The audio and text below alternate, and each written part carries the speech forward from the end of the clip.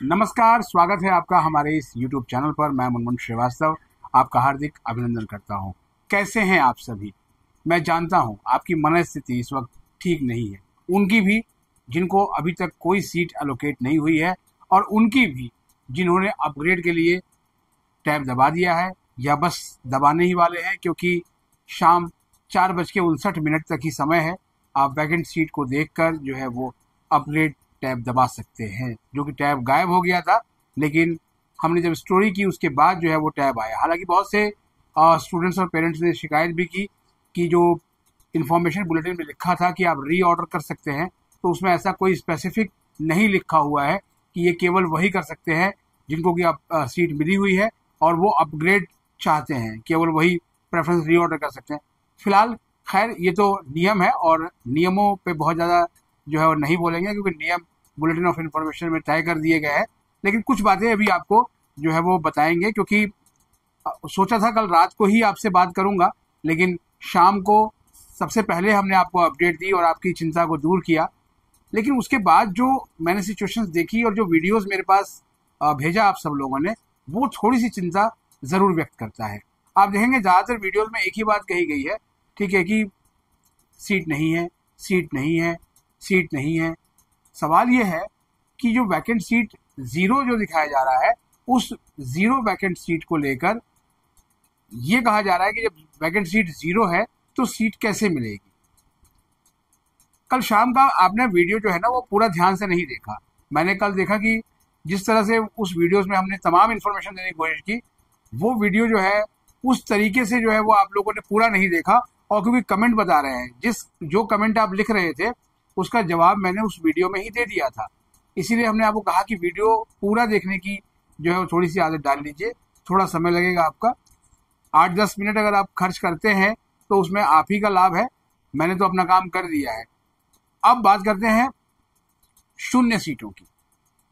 Preference reorder करने की झड़ी लगी हुई है। विश्वविद्यालय के सूत्रों ने बताया है कि कल बड़ी संख्या में जो है वो स्टूडेंट्स ने अपने पोर्टल पे जो है वो रीऑर्डर किया है, क्योंकि पोर्टल पे बहुत ज़्यादा एक्टिविटीज़ कल रात तक रही, देर रात तक भी रही। मैंने देखा कि रात के काफ़ी कमेंट्स आए, लेकिन पीछे तबीयत थोड़ी सी अच्छी नहीं होने की वजह से कल इतनी हिम्मत रात को नहीं हो रही थी कि एक एपिसोड और किया जाए। इसीलिए मैंने सोचा कि सुबह में आपसे संवाद करें और बताएंगे। सबसे पहले तो एक चीज़ जिसके बारे में 2 दिन पहले ही मैंने आपको बता दिया था कि जिनको भी अपग्रेडेशन करना है या कर लिया है और अपनी प्रेफरेंसेस जो हायर है उसे रीऑर्डर करना चाहते हैं, वो 2 बातें बहुत ध्यान से सुन लें, फिर से सुन लें, क्योंकि बाद में कहीं ऐसा ना हो कि उन्हें लगे कि नहीं, इससे बेटर तो वही वाली सीट थी, अब ये क्या हो गया, और फिर जो है वो अफसोस करें और हाथ मलते रह जाएं, तो फिर तब कुछ नहीं हो सकता।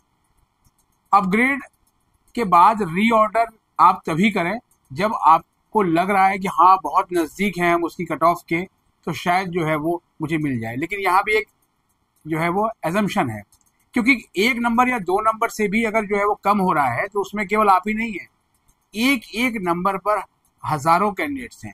तो ये कोई ज़रूरी नहीं है कि वो सीट आपको ही मिलेगी, क्योंकि केवल सीट अलॉटमेंट के लिए मेरिट स्कोर ही नहीं, आपकी प्रेफरेंस, आपका कैटेगरी, ये सब तमाम मैटर करती है। और यूआर कैटेगरी में तो वैसे भी बहुत कम सीटें रहती हैं और यहाँ भी मैक्सिमम उसमें आपको 0 शो हो रहा है, जिसको के बारे में मैंने आपको पहले बता दिया था। दूसरा बात, पहली बात तो जो रीऑर्डर करने पे, दूसरी बात वो है जिनको सीट एलोकेट नहीं हुई है, उनका मैं दर्द समझ सकता हूँ, क्योंकि जब आप इतने जनवरी के महीने से प्री बोर्ड से आप लगातार दिल्ली विश्वविद्यालय में पहुंचने का सपना देख रहे हों और अभी तक जब जुलाई का महीना अपने एंड की तरफ बढ़ रहा है और आपके हाथ में एक सीट और कॉलेज नहीं है, तो आप सोचेंगे ही कि आपको एक सीट कम से कम मिल जाए जिससे कि आपका सपना साकार हो। तो आपको रीऑर्डर या फिर नई प्रेफरेंसेस ऐड करने या डिलीट करने का मौका नहीं मिला है, तो आप बिल्कुल चुप करके बैठ जाएं। अभी आपको कुछ भी नहीं करना है। आप ये बिल्कुल ना सोचें कि हाँ हम यहाँ से अपने एडमिशन कैंसिल करा लें और जो है वो ड्यू का जो प्लेटफॉर्म है उसको छोड़ दें, क्योंकि जो लोग अभी तक प्लेटफॉर्म छोड़ चुके हैं ना, या उनसे गलती से छूट गया, वो बहुत अफसोस कर रहे हैं। समय पर सर्टिफिकेट नहीं बनाया, कॉलेज ने उनका एप्लीकेशन रिजेक्ट कर दिया और अब वो कमेंट भेज रहे हैं कि सर हम क्या करें। एक एसएमएस जो है वो पढ़ना चाहूँगा आपके सामने, उस हो सकता है कि इस मैसेज से आपको भी इत्तेफाक हो। इसने लिखा है कि hello sir, I did not get any seat in the first round of allotment, my score is 679 your category, and in my preference list I had included BCom honors BCom program and a few combinations under BA program. I had selected around 50 colleges, but all of them have cutoffs higher than my marks in the first round. Now the portal is not allowing me to reorder or add any new preferences, and I don't know what to do next. I am very anxious and confused as I do not have any backup plan either. Sir, I sincerely request you to please guide me on what steps I can take now. I would be truly grateful for you and your support. Thank you so much, sir.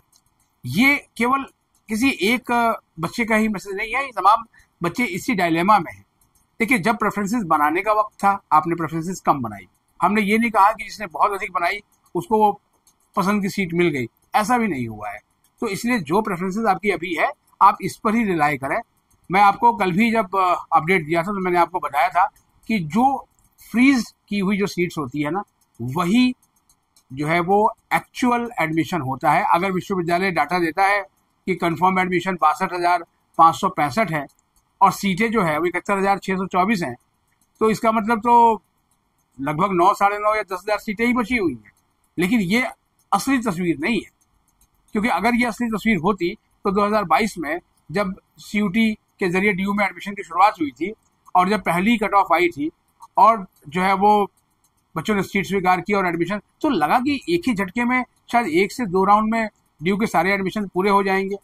हमें भी लगा उस समय कि हाँ, ये तो व्यवस्था बड़ी अच्छी है और इस व्यवस्था में जो है वो फटाफट एडमिशन होंगे, सिक्योर एडमिशन होंगे, फास्ट एंड स्मूथ होंगे। लेकिन उसके बाद क्या हुआ, पिछली कहानी आप उठा के देख लें, और नहीं तो आपको इसी चैनल पे मिल जाएगी वो सारी वीडियोस, तो आप उनको भी देख सकते हैं।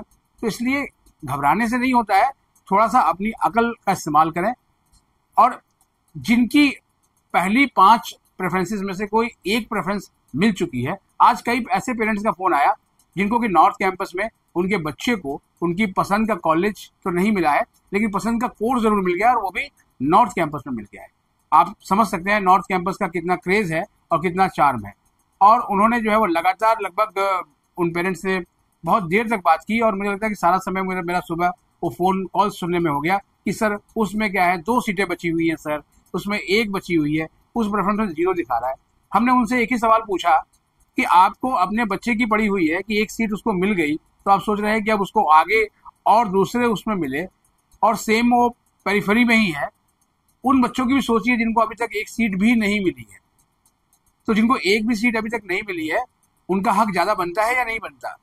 हाँ, आप कह सकते हैं कि अपग्रेड करने वालों का ही बनता है, क्योंकि उन्हें किसी को बेटर कोर्स मिला तो किसी को बेटर कॉलेज मिला, दोनों कॉम्बिनेशन नहीं है। लेकिन क्या आप अपने दिल पर हाथ रख के कह सकते हैं कि हाँ, इस कंपटीशन के वर्ल्ड में आपको बिल्कुल एग्जैक्ट वही मिल सकता है जो आप चाहते हैं?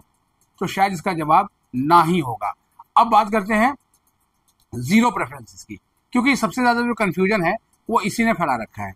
0 प्रेफरेंसेस का चक्कर ये है कि जिस समय तक वो लिस्ट तैयार हो रही थी, अब वो लिस्ट कैसे तैयार हो रही है उसके बारे में भी आपको थोड़ा सा बता देते हैं।